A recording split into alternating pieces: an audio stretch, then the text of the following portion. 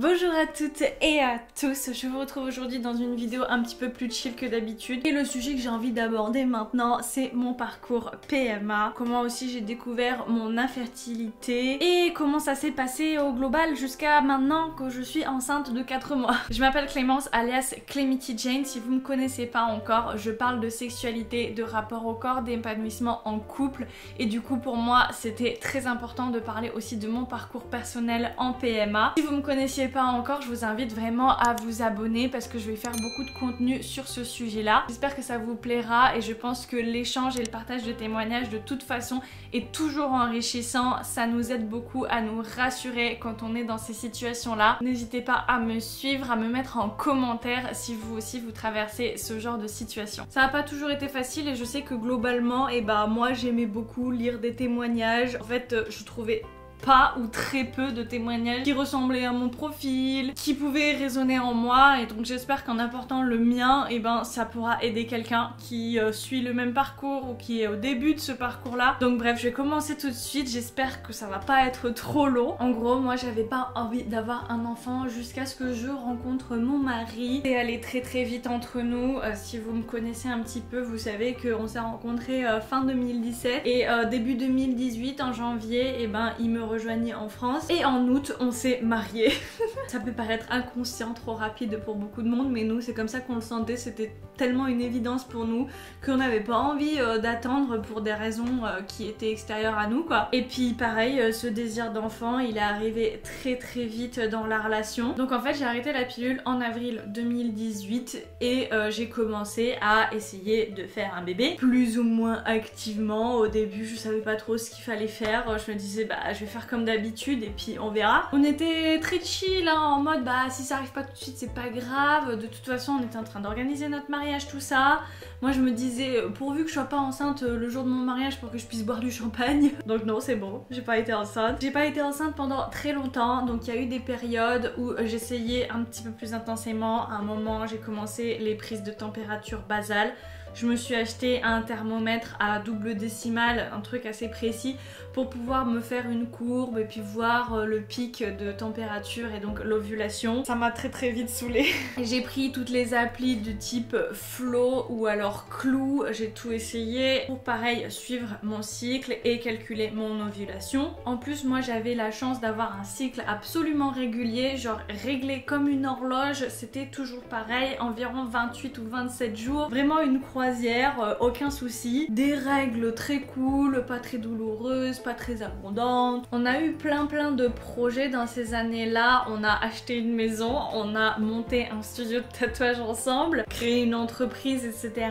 Donc on était très occupés. On continuait à essayer, on n'avait pas de contraception ni rien. J'étais déjà impatiente dans mon fort intérieur d'être enceinte et je pense que mon chéri aussi avait très hâte que ça arrive. Mais en même temps on se disait ça va être chaud si ça arrive tout en même temps, genre tous les projets de vie. Donc c'était pas plus mal que ça arrive pas à ce moment-là. On se stressait pas trop et c'est pour ça qu'on a mis pas mal de temps avant de consulter un spécialiste pour se diagnostiquer. Mais c'est il me semble début 2020, quelque chose comme ça, que je me suis quand même dit j'aimerais bien qu'on check. Est-ce qu'il y a un problème de mon côté, du sien, des deux? On avait quand même assez peur que ce soit du côté de mon mari parce que il a fait l'armée dans un service de risque biochimique. Donc il a eu des entraînements à base d'exposition à des gaz divers, ce qui n'est pas super top pour la fertilité. On se disait peut-être que ça a eu des conséquences malheureusement. On est donc allé directement dans un centre de PMA d'une clinique et j'ai pris un rendez-vous vraiment avec un docteur un peu au hasard. Premier rendez-vous en fait c'est vraiment juste des questions qu'on vous pose pour connaître un petit peu vos modes de vie qui peut influer sur la fertilité de chacun, et ensuite il y a une prescription pour faire toute une batterie d'examens. Alors je sais que c'est pas comme ça chez tous les docteurs, nous ça a été automatique, mais si c'est pas le cas, demandez à faire les examens pour les deux conjoints déjà dès le début. Vous gagnerez sûrement du temps et puis il n'y a pas de raison en fait de chercher que du côté de la femme qu'il y a un problème ou non. Malheureusement c'est un petit peu stéréotypé et puis la culpabilité est quand même très souvent mise du côté des femmes. Pas de raison, hein, on est deux à faire un bébé. Alors les examens, pour mon chéri je crois que c'était analyse d'urine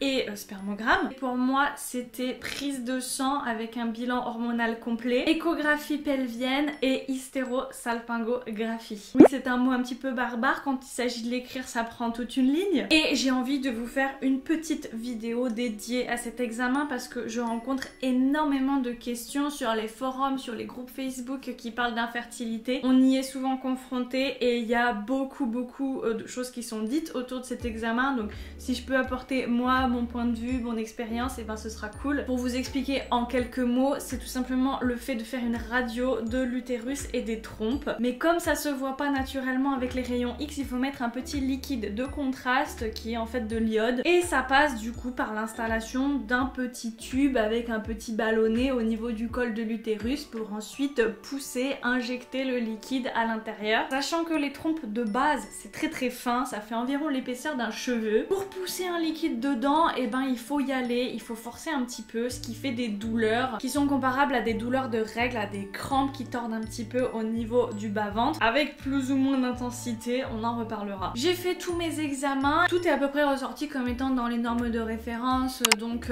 mes hormones, tout va bien, j'avais un bon taux d'AMH, ce qui veut dire une bonne réserve ovarienne pour mon âge. Pareil, écho pelvienne, on a vu des beaux follicules, des beaux ovaires avec des ovules, mais c'est le jour de l'hystérosalpingographie que déjà le radiologue m'a fait un petit compte rendu, alors que bon, je vous l'expliquerai, mais j'étais en train à moitié de tomber dans les pommes, et du coup bah je comprenais pas tout ce qu'il me disait, et puis je commençais à me dire non mais c'est pas si grave que ça, c'est bon, mais il me disait quand même que normalement le liquide il devait passer dans le péritoine, donc dans la paroi en fait dans laquelle l'utérus se repose. Les trompes sont pas fermées et connectées aux ovaires, moi je pensais que c'était comme ça, mais non, c'est vraiment ça flotte, l'ovule est relâché et boum il va dans la trompe, mais en fait c'est pas connecté complètement. Du coup le liquide qui est projeté dans une trompe il doit passer à côté de l'ovaire et circuler librement et s'épandre dans le reste de la cavité de notre abdomen. Et moi ça restait bloqué, on voyait bien que la trompe elle allait jusqu'aux ovaires mais ça s'arrêtait là quoi. Donc je me disais déjà ça passe jusqu'aux ovaires, alors bon c'est pas mal quoi. J'imagine que non parce qu'en fait si c'est bloqué juste avant l'ovaire, et ben l'ovule il peut pas y aller quoi. Et du coup la rencontre avec les spermatozoïdes se fait pas, bref je vous fais pas un dessin, ça ne marche pas. On a donc eu de prévu le deuxième rendez-vous pour l'analyse des résultats avec ce même docteur. Je me souviens qu'on a été en plein, je pense, dans un pic Covid. Je sais plus si c'était juste avant le deuxième confinement ou un truc comme ça. Et ça a été un rendez-vous horrible parce que déjà le mec nous annonce avec pas énormément de tact que bah voilà c'est ça mon problème. C'est pour ça que ça marche pas depuis 2 ans, c'est que mes trompes sont bouchées pour une raison on ne sait pas laquelle. Il m'a demandé mais est-ce que vous avez eu des infections de l'utérus ou quoi, mais non je pense pas, j'en sais rien. Et il nous dit clairement et ben maintenant il va falloir faire une FIV. Alors moi ça me faisait un petit peu peur la FIV, je m'étais déjà renseignée à ce stade là, j'avais déjà vu que c'était quand même un protocole assez lourd, j'imaginais pas avoir besoin d'autant d'assistance médicale pour tomber enceinte et du coup c'était assez désagréable. Et puis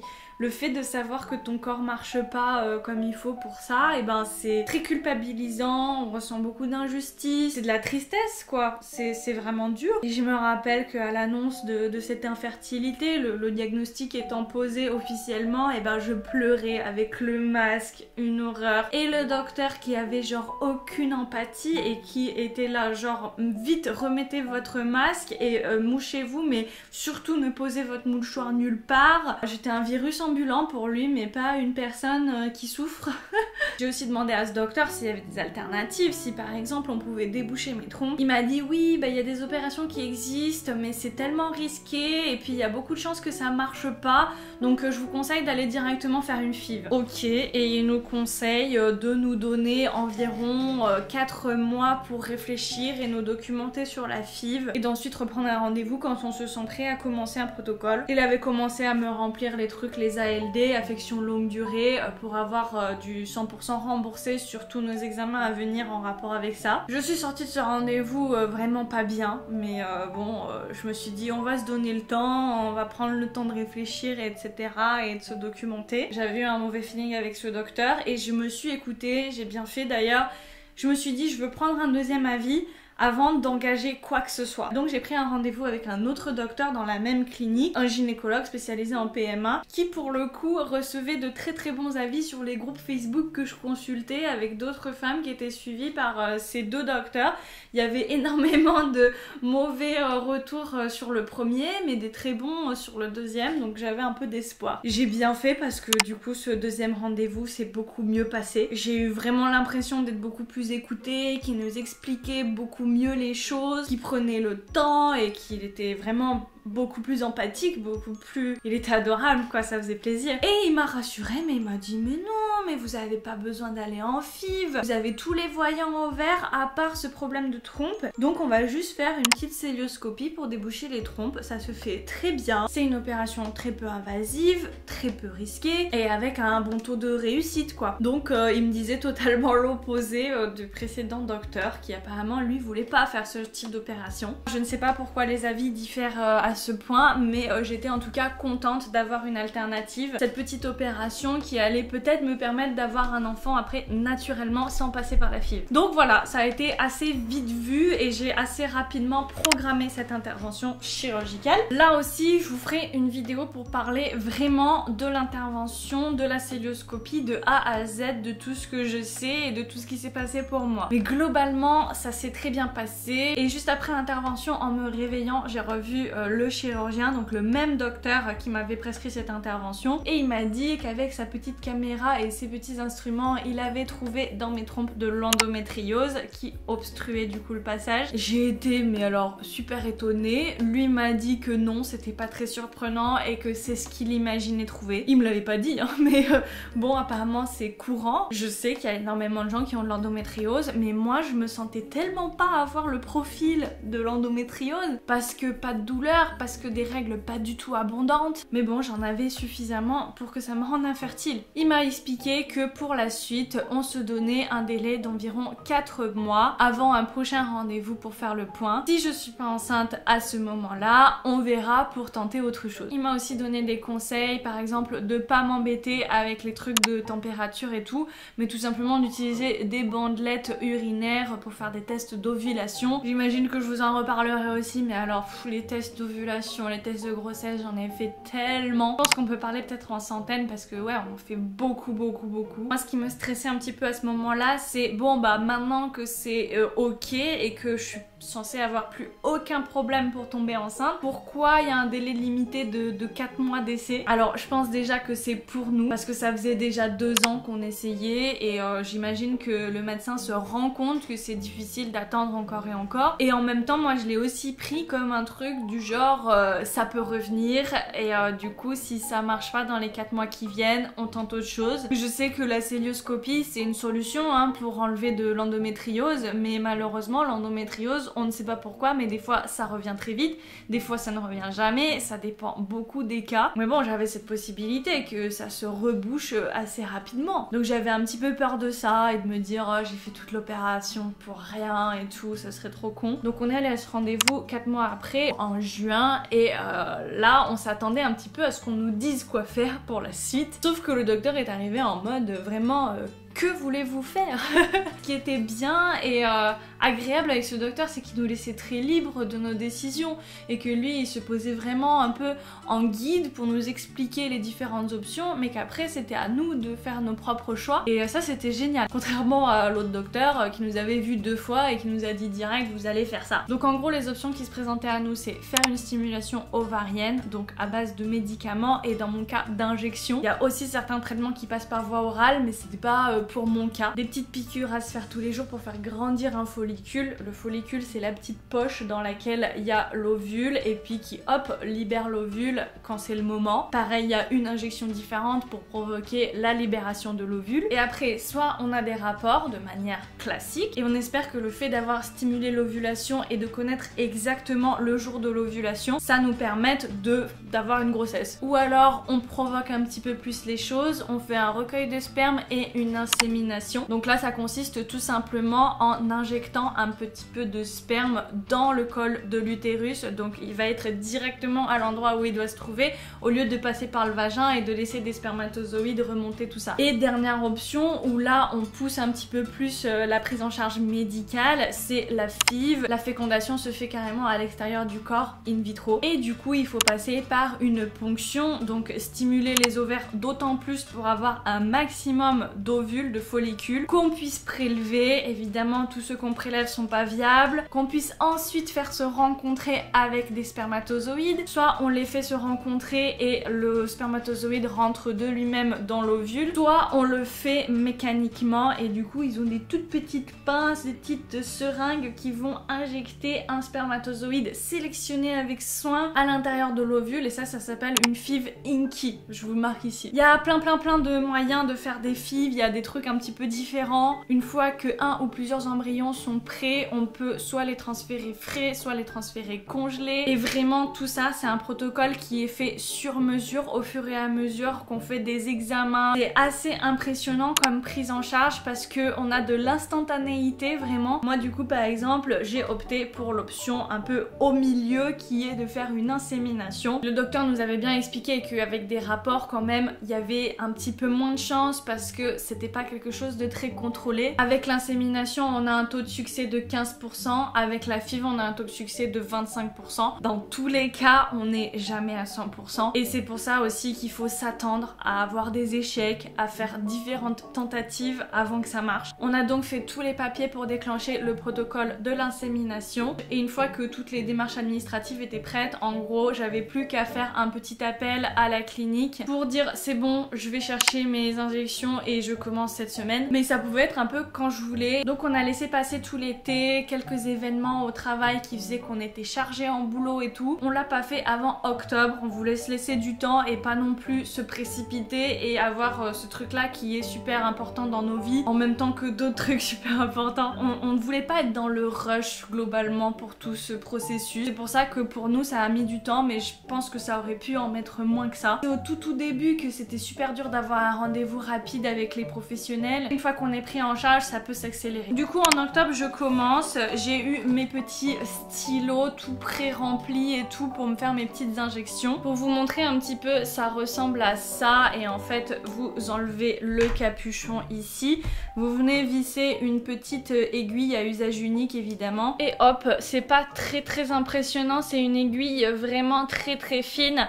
Après je sais que selon les marques et selon en fait les hormones qu'on vous prescrit ça peut changer un petit peu de format mais globalement c'était hyper simple d'utilisation. On vous dit combien en prendre sur votre ordonnance et puis ensuite au jour le jour selon vos examens on vous contrôle tout le temps comment réagit votre corps par les prises de sang, par les échographies et on ajuste pour en mettre un peu plus ou un peu moins selon ce dont on a besoin. On vous dit vous mettez 50, 100 unités et ça se règle juste ici en tournant et en fait quand on va appuyer ça va injecter la dose qu'on a sélectionnée. Je vais pas vous mentir, c'est impressionnant au début, ça m'a fait un petit peu bizarre et surtout moi qui déteste les injections, les prises de sang et tout. Je sais vous allez me dire t'as plein de tatouages, t'es habitué aux aiguilles et tout, c'est pas pareil les aiguilles de tatouage, rien à voir. C'est des injections qu'on fait dans le ventre, autour de la zone du nombril, on pince un petit peu la peau et le gras pour faire une petite injection dedans. C'est vraiment pas comme une intraveineuse, c'est pas compliqué et c'est pas douloureux. C'est juste impressionnant de se dire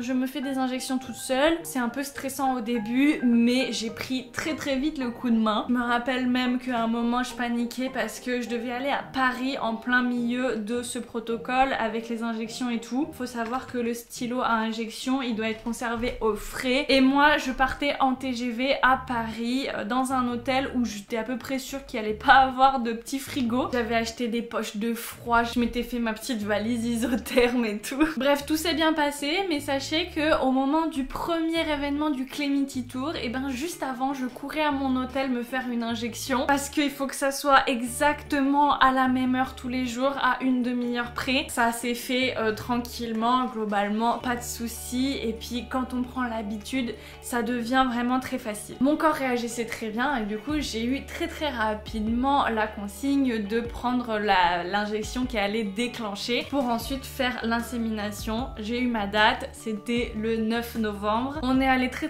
tôt le matin matin faire le recueil avec mon chéri. Ensuite au labo il sélectionne les petits spermatozoïdes, il sélectionne les meilleurs des meilleurs et il prépare l'échantillon qui est envoyé à mon médecin et du coup en fin de matinée on a pu faire l'insémination. C'était une partie pas très agréable du tout. Encore une fois on trifouille un petit tube inséré dans le col de l'utérus. C'est pas agréable. Je sais pas si vous avez connu un peu le côté désagréable du frottis, que vous avez l'impression vraiment d'être gratouillé à un endroit où il faut pas quoi. Et ben là avec un petit tube qui doit être inséré dans le col, et ben c'est la même chose. Il m'a dit qu'il galérait particulièrement avec moi, que d'habitude c'était pas comme ça et que c'était pas aussi long. Mais là il a vraiment mis genre 5-6 minutes à arriver à injecter le sperme et faire l'insémination. J'ai même eu des douleurs après, je sentais un peu des contractions comme des petits coups de poignard dans l'utérus dans les heures qui suivaient vraiment, mais ça a pas duré. J'ai même pas rappelé, je suis pas retournée chez le médecin ni rien. Et voilà, maintenant vient l'attente insurmontable. Encore pire que pendant les essais bébés où on se dit que à partir de 10-12 jours, on peut faire un test de grossesse qui peut être un petit peu positif, on peut voir une petite ombre et tout. Là j'avais pas le choix, il fallait que j'attende 15 jours tout pile après l'insémination pour aller faire une prise de sang. Comme ça on était sûr à 100%. J'ai pas forcément bien résisté, j'avais des tests de grossesse à la maison, donc j'ai fait un test à J9 ou 10 la veille de mon départ pour un nouveau Clemity Tour à Bordeaux. J'ai vu qu'il y avait rien sur ce test, je me suis dit c'est bon, c'est foiré, je verrai au moins une petite ombre, un petit trait si ça avait marché. Là c'est pas le cas, je pense que c'est foiré, en même temps c'est une première tentative, je m'attendais à rien, je me forçais à ne pas avoir trop d'attentes parce que j'avais trop peur d'être déçue. Tout le long de toute façon de ces essais bébés, je fluctuais entre espoir et essayer de ne pas trop m'emballer pour ne pas trop tomber de haut. Avec le temps, ce désir d'être enceinte, il devient viscéral et du coup c'est très difficile à gérer. Ça fait très mal, on est très jalouse aussi de voir des gens pour qui ça marche, de voir des femmes enceintes autour de soi, des mamans, etc. Ça se gère, je sais, mais c'est globalement très difficile de pas arriver à avoir un enfant. Donc je suis partie faire ma soirée à Bordeaux. Il y avait un punch délicieux pendant la soirée, donc j'ai bu de l'alcool. J'ai fumé des cigarettes toute la soirée. Il faut dire que, alors à la base, je suis à la cigarette électronique. Je pense qu'il y a pas mal de gens sur ma chaîne qui le savent. Et j'avais rencontré le biologiste avant de lancer l'insémination et tout, qui nous avait bien évidemment conseillé à tous les deux d'arrêter tout ce qui était fumette ou vapotage. Même si c'est moins pire que la clope, et ben c'est toujours mieux d'arrêter avant même d'être enceinte parce qu'on sait pas trop. Du coup j'avais commencé même avant l'insémination à arrêter la vape, mais c'était tellement dur, tellement addict depuis des années à ça. J'avais tellement l'habitude du geste, de l'avoir dans la main, de faire mes pauses et tout avec, de vapoter pendant que je travaille, pendant que je fais autre chose, bref c'était méga dur. Et du coup en fait ce que je faisais c'est que je fumais une cigarette de temps en temps pour pallier un petit peu mon manque, qui s'est transformé en pas mal de cigarettes assez souvent. Vraiment le truc contre-productif au possible, mais j'ai craqué quoi, enfin j'arrivais pas. Encore une fois je préfère le dire maintenant avant que vous tapiez des choses dans les commentaires. J'imagine que vous allez être tous et toutes très bienveillants, mais pas de jugement sur les femmes qui n'arrivent pas à arrêter de fumer pendant leur grossesse. C'est vraiment très difficile d'arrêter quelque chose d'aussi addictif, autant par le geste, par la psychologie que par les substances chimiques qui influencent notre cerveau. Vraiment c'est un challenge, ça suffit pas de dire ah il faut arrêter, du coup on arrête. Du coup bon ça faisait quelques jours que je fumais quand même pas mal de clopes,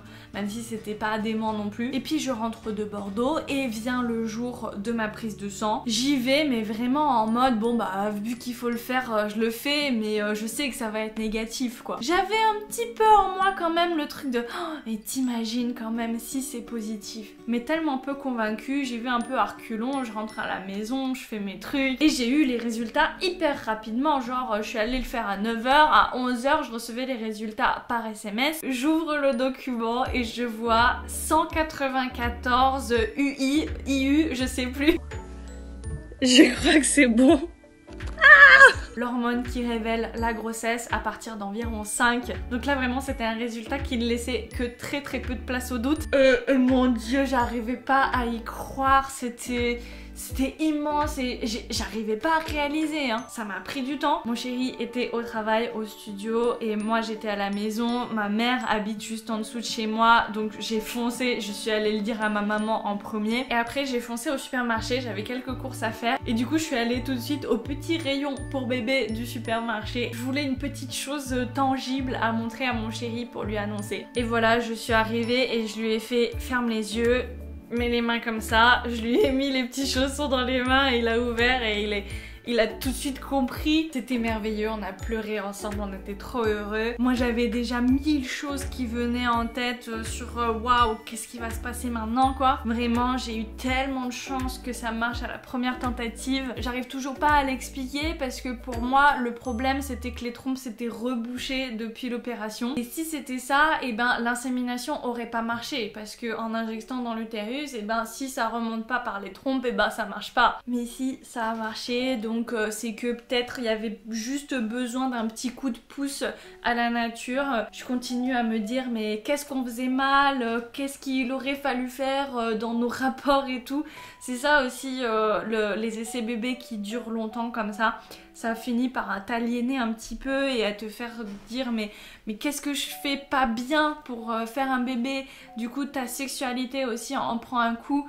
Ça j'ai envie de faire une vidéo dédiée à ça aussi, à la sexualité pendant les essais bébés qui est du coup totalement modifiée autant dans notre mental que dans les faits. On essaye des trucs, on sait pas ce qu'on fait, c'est compliqué, on sait pas si ça c'est plutôt bien, c'est plutôt pas bien. On lit tout et son contraire sur internet, bref vous savez ce que c'est. Enfin bon, tout ça ce sera pour une autre vidéo, mais voilà globalement mon parcours PMA. Je vous ai un petit peu évoqué ce qu'est la FIV, l'insémination, etc. Les différentes possibilités qui existent en fait. On a quand même énormément de chance d'avoir une aide médicale à ce niveau-là qui est quand même assez performante, développée, même si on est loin de tout comprendre. Les médecins sont très loin d'avoir maîtrisé entièrement le processus. Donc il y a beaucoup de part de chance et de tâtonnement en fait. On y va petit à petit, on essaye telle piste, telle autre. Je referai des vidéos à ce sujet sur ma chaîne parce que je pense que c'est hyper important et qu'il n'y a pas assez de monde qui parle de la PMA. C'est vraiment un combat pour énormément de couples en France et à travers le monde. Donc n'hésitez pas à vous abonner avec le bouton en dessous de cette vidéo, à activer la cloche en mettant toutes les notifications. Comme ça vous saurez quand je sortirai une prochaine vidéo à ce sujet. J'ai vraiment une liste très longue de sujets à vous faire sur ma chaîne. Je parle aussi de ma grossesse et de mon parcours sur Instagram, donc vous pouvez me suivre là-bas également. Si cette vidéo vous a plu, vous en a appris un petit peu plus, vous a touché éventuellement, mettez-moi un petit pouce en l'air, un petit commentaire pour me parler de votre situation à vous. Je vous fais des gros bisous, je vous dis à très bientôt et d'ici là, comme d'habitude, faites-vous plaisir.